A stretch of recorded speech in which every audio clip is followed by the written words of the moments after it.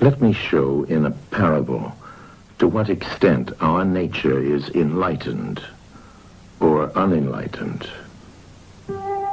Envision human figures living in an underground cave with a long entrance across the whole width of the cave. Here they have been from their childhood and have their legs and necks chained so that they cannot move and can only see before them, being prevented by the chains from turning their heads around.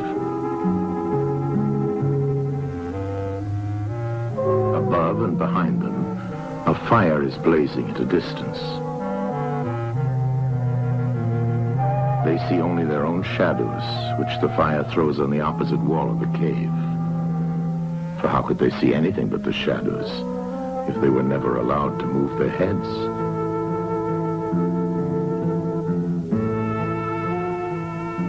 Between the fire and the prisoners, there is a raised way and a low wall built along the way like the screen which puppet players have in front of them, over which they show the puppets. Do you see men passing along the wall, carrying all sorts of articles which they hold projected above the wall? Statues of men and animals made of wood and stone and various materials? Of the objects which are being carried in like manner, they would only see the shadows. And if they were able to converse with one another, would they not suppose that they were naming what was actually before them?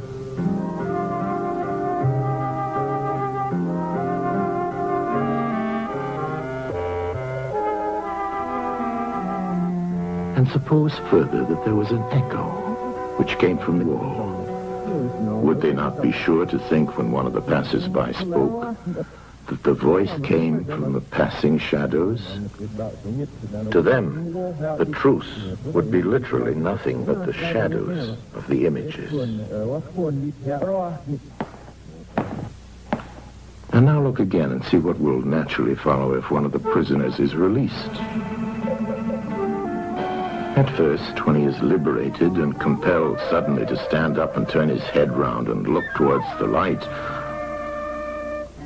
all this would hurt him, and he would be much too dazzled to see distinctly those things whose shadows he had seen before. And then conceive someone saying to him that what he saw before was an illusion, but that now, when he's approaching nearer to reality and his eyes turn toward more real existence, he has a clearer vision. What will be his reply? And you may further imagine that his instructor is pointing to the objects as they pass and requiring him to name them. Will he not be perplexed? Will he not think that the shadows which he formerly saw are truer than the objects which are now shown to him?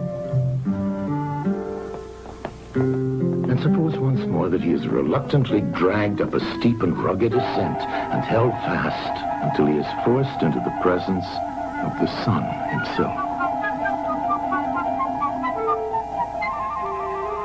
When he approaches the light, his eyes will be dazzled, and he will not be able to see anything at all of what are now called realities. He will require to grow accustomed to the sight of the upper world.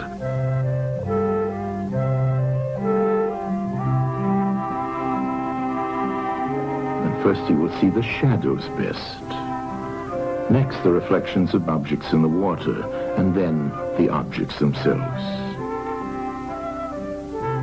Then he will gaze upon the stars and the spangled heavens and the light of the moon. He will see the sky and the stars by night. Last of all, he will be able to see the sun, and not mere reflections of it in the water, but he will see the sun in its own proper place and not in another. And he will contemplate the sun as it is. Will he not then proceed to argue that it is the sun who gives the season and the years, and is the guardian of all that is in the visible world, and in a certain way the cause of all things which his fellows had been accustomed to behold. Clearly he would first see the sun, and then reason about it. And when he remembered his old habitation and what was the wisdom of the cave and his fellow prisoners, do you not suppose that he would bless himself for the change and pity them?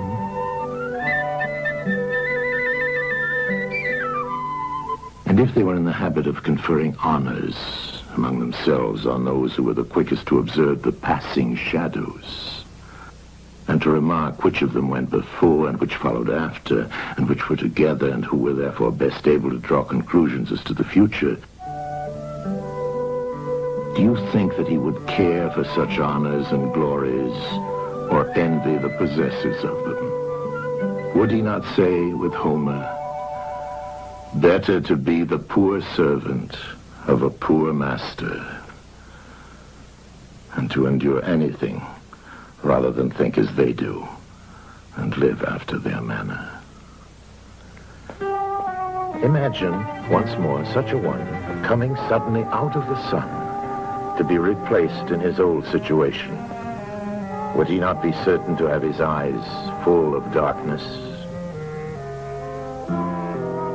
And if there were a contest of measuring the shadows, and he had to compete with the prisoners who had never moved out of the den, while his sight was still weak, and before his eyes had become steady, wouldn't they all laugh at him and say he had spoiled his eyesight by going up there, and that it was better not to even think of ascending?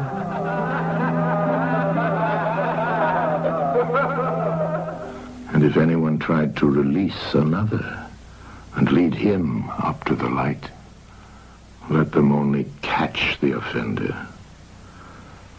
and they would put him to death.